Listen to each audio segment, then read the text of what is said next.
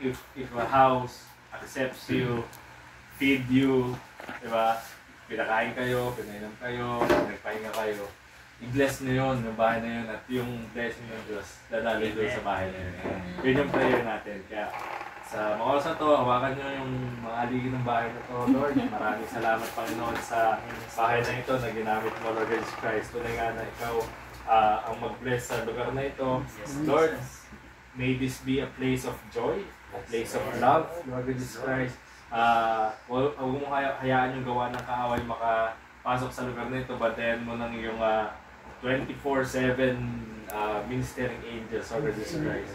Sa gayon, Lord Jesus Christ, this place will be a place of worship, maging place ng praise and worship, prayer, Lord Jesus, mga breakthroughs, dreams come true, Lord Jesus Christ, yung mga testimony, Lord Jesus Christ, itong lugar na ito, Lord Jesus Christ. At as the couple, Lord Jesus Christ, si Meryl at si Grace, kasama ng kanilang anak, Lord Jesus Christ, ay buhusan mo, Lord Jesus Christ, ng iyong unconditional love, Lord Jesus Christ. Nang sa gayon, Lord Jesus Christ, itong bahay na to magamit, yung family nila, Lord God, magamit sa ikalalago, Lord Jesus Christ, ng iyong kaharian. Lord, bless this place, Lord Jesus Christ.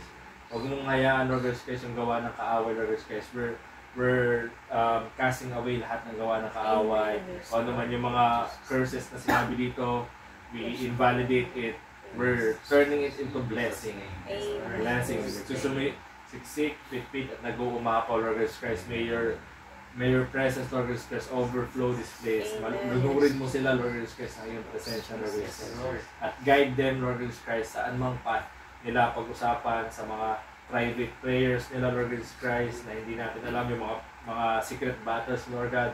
Ikaw po ang magpanalo sa kanila. Ikaw po ang victory namin, Lord Jesus Christ. Sapagkat sinabi mo, it is done. Panalo na, Lord Jesus Christ. Maraming salamat, Panginoon.